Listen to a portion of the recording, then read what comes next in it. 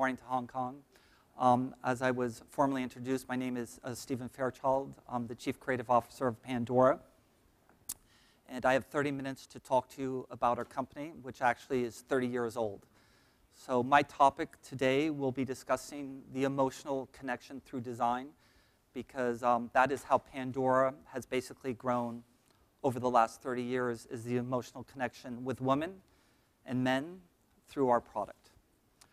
So to just give you a brief synopsis of how this company started, because I don't know if everyone knows Pandora, but it was actually founded by a gentleman called Per, and he opened up, very simply, a jewelry store in Copenhagen in 1982.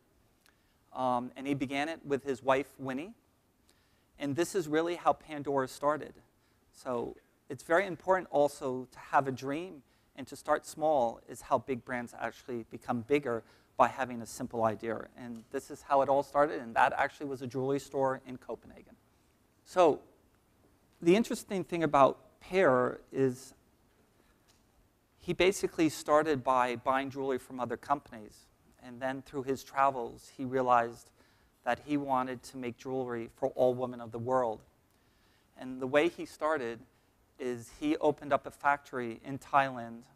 And this actually was the first piece of jewelry that came out of that factory in Bangkok, where today we employ about 4,000 people who work at the factory. So he basically started with a silver ring. So he started with a small jewelry store in Copenhagen, started to travel and understand the industry, and started to build a factory. And that was the first piece of jewelry that came out of Bangkok. So becoming Pandora was a very interesting concept. It basically started off with charms. And basically, it created a whole new jewelry concept. Charms have existed in history for a very, very long time. The Egyptians, they basically used it as symbolism. And so, but what we did, or what Per actually really did, is he created a bracelet that we have a patent on where you thread it on to the bracelet. So this is actually the first advertising campaign that was done for Pandora. And it's very simply, the charm bracelet was born. What is amazing is the journey that this bracelet has taken this great brand on. So in the new millennium, in 2000, when the Pandora bracelet was launched, the charm bracelet sold out in less than 12 months after its launch. So initially, there was an emotional connection to our bracelets. And I'm going to go much further into depth why and how this emotional connection has taken place with the women of the world. So today, we have an incredibly large global success. And basically, in 2005, marks Pandora's global expansion into distribution and sales. I was just asked, and how many stores do we have and we trade? We trade in about 10,000 points of sale in the world today. So again, a simple concept of charms and a bracelet is now being traded in 10,000 points of sale. So the global success, as I just said, in 2009, Pandora became one of the world's 3 largest jewelry brands. We are the 3rd largest jewelry brand in the world today. We are today present in more than 65 countries and 6 continents. Now, jewelry encompasses other categories, such as rings and earrings, which we do in necklaces. But our core competency is the charm bracelet. So we never lose sight on our bracelet. We are constantly focusing and reinventing the charms and the bracelets. And at the same time, we are expanding in rings and other categories, as I said before. So I think something I'm sure all of you are aware is the digital age. And this actually has been a highly advantageous mechanism and tool for us, because we reached, in 2011, we had the millionth fan on our Facebook, which is extraordinary. And we use this, again, to look at the emotional connection, because it is extraordinary how women talk to each other about our jewelry and our charm bracelets. So it is, again, the emotional connection of how a woman maybe cleans her bracelets, but at the same time, the new charm that she purchased, and the emotional connection she has to charms. Because I think each charm that a woman buys from us, she has a story to tell behind it. And in essence, that is what our brand is about. Brands are just simply, I live in Denmark, it's sitting in a cafe and it's storytelling. That is what is fantastic about our charm bracelet. It's the storytelling behind each one of our charms that we sell. So I basically give you a quick synopsis of how Pandora got where it is, but really what I want to get into is, what is it that Pandora sells? Of course, we sell charms, but we sell quality, genuine, hand-finished product at an affordable price. And this is one thing that Pear really achieved. We have innovation within our factory that is unbelievable in silver. And he discovered this, and he's the inventor of it. And we keep that under very close guard on how we do this. And again, when I say genuine, genuine is very important because that is the emotional connection. If I could show in a time-lapse film of how a creation of design, and then by the time it comes into a store, how many people have touched and handled the product is extraordinary. And each individual that works on it, on the craftsmanship, also has an emotional connection to this product. And we truly feel that our end consumer feels this. But our big advantage is we do this at a very democratic and affordable price. So what do we sell? We also sell a brand image and a message, very simply. What do we really sell? We sell really an authentic, engaging, emotional brand experience. At the end, I can talk about all the product, all the steps we go through, but in the end, it's when you go into our stores, it's the emotional connection you have when you come into our stores. That is fundamental to me, because we can talk about the logo, we can talk about strategies, but in the end, a brand is emotional connection, and it's a living personality that lives every single day. And that's what we constantly are looking at the emotional connection and the personality of our brand. So how do we do it? Because I think it's very important to talk about the why, but also to talk about the how. So we simply have stores, as I said. We have 10,000 points of sale. We also have our own retail concepts. But we are very good at storytelling. So it goes to the exact point I said when I sit in a cafe in Copenhagen. We try to tell a story to our end consumer intuitively that she emotionally or he emotionally connects to that storytelling and to the brand experience. So of course we use our windows, but we also use our in-store and our point of sale. But in the end, we want our consumer to stay in our store and feel peaceful in there and actually have the opportunity to talk to our salespeople about each one of our products. And it's very interesting because a lot of them express a lot of the stories why they're going to buy this charm or why they connected to this charm. And again, it goes back to the emotional connection through design. So we trigger the connection via the storytelling our product offers. It's that simple. Basically, our product tells the story and the emotional connection. So how do we do it? We also, as I said before, have the craftsmanship. Respecting the product and process means respecting your consumer. Every day I challenge our design team, how can we do it better? How do we take it to the next level? How do we become more effective and efficient? How do we actually subtract to attract? And what I mean by that, adding on doesn't necessarily mean it's a better product. It's how do you take more away to make the product even better? So I constantly use the term simplify, amplify. And what I mean, how do you take a simple idea and make it a big idea? And again, going back to Pandora, we have charms and a bracelet, which we simplify and we amplify. That is our core competency at Pandora. So how do we do it? We actually have our factory, which is a huge, huge attribute, which, as I said before, Pear basically built up from scratch. And as I said, we employ 3,800 ties in Bangkok. And I can tell you, they are our product. I'm a true believer that everyone who makes product is key to our success. So we spend a lot of time working with them, teaching them, and actually having them help us potentially design product. Because it's not just the making of product, but we are actually trying to engage them to help us get better design. So that comes also through innovation, looking at new materials, looking at new techniques, and I'll get into some of that later.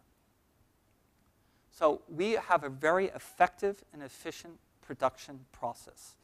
And again, that is a very difficult thing, but we are getting better and better, and as I say, simplify, amplify. How can we make processes simpler, and how can we make them more efficient?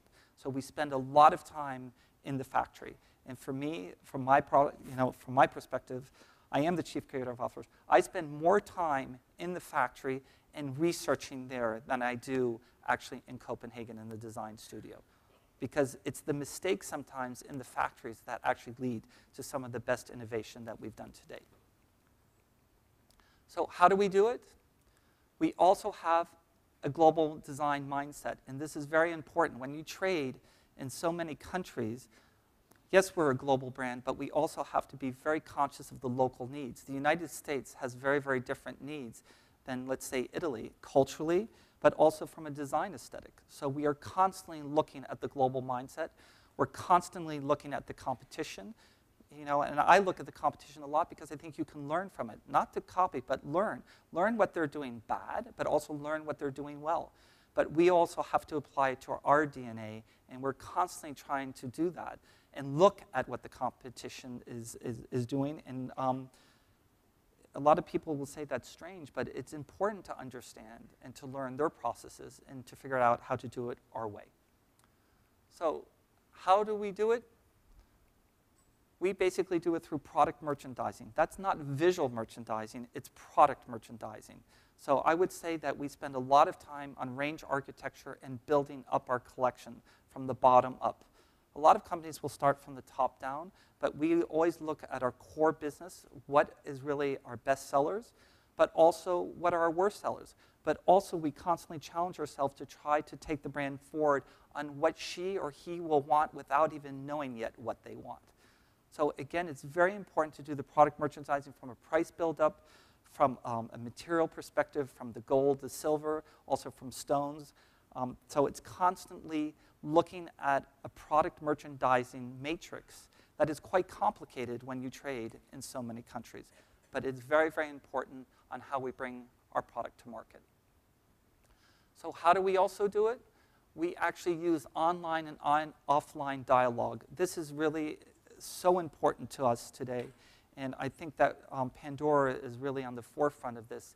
And again, our Facebook and our loyalty club, they're building every day. We've introduced a digital magazine online. So we're using a lot of online and digital marketing to really bring us forward into the future. But I think this is key for Pandora. I call it democratic design. We are not an exclusive brand. We're what we call an inclusive brand. And what is very important about that, again, is if we include people, then we're creating what I call the emotional connection through design. So very simply from this picture, we all have to work in harmony, and we all have to have our jobs. So we basically, our consumer is part of our design creation, and that is fundamental for Pandora. Our consumer owns the brand. We do not, they do. So we are constantly talking with them. The process, thus, is an integral part of our brand experience. So with the consumer dialogue, we are then basically bringing our brand experience to them. So the product to emotion, and this is the part that's the most important at Pandora. Basically, Pandora's product represents simply individualism. And I think everyone has talked about mass consumerism and how does one become more in the sense of individual design. And I'll get into that afterwards, which is basically our platform, which is Create and Combine. But our brand is about individualism, and all of us are about individuality today. So individualism through self-expression, that is fundamentally what we do at Pandora. We are about inspiring individuals. And each woman that comes into our store can create and combine her own bracelet. We're not dictating it. We're just giving her the ingredients to build her brand experience with Pandora. So, and it's through the creativity. Everyone has a different perspective of what creativity is. So that is the phenomenal aspect of what we have with our consumers at Pandora. So the key platform we have, as I said, is create and combine. So you basically come in, you create, and you combine your individual story on a bracelet on your wrist. It's that simple. So from product to individualism, and then simply, which is fundamental and I think is getting more and more important, is basically the symbols and charms that represent an authentic and emotional connection. I truly believe in today's world that meaning and symbolism is fundamental for every brand.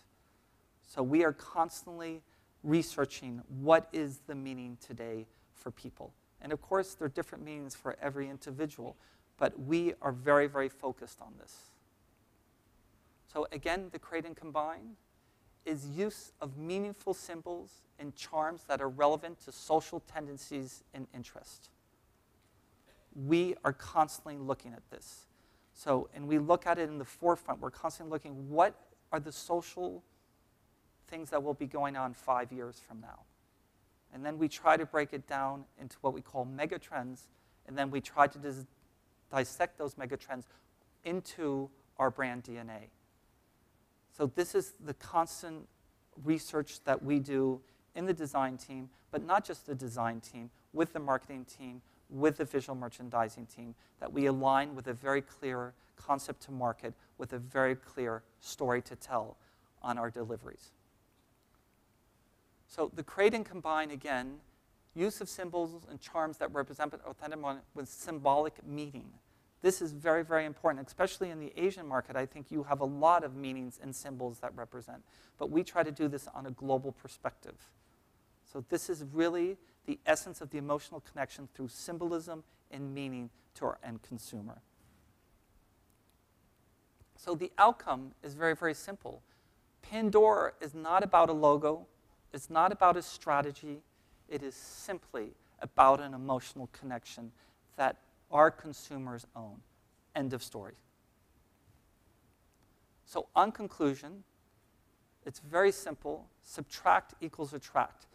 And we apply this to design every day, as I said before. It's not about adding more. It's about adding the meaning and the symbolism. So the more we eliminate to the end consumer from our design perspective, we actually feel she's more attracted to the product.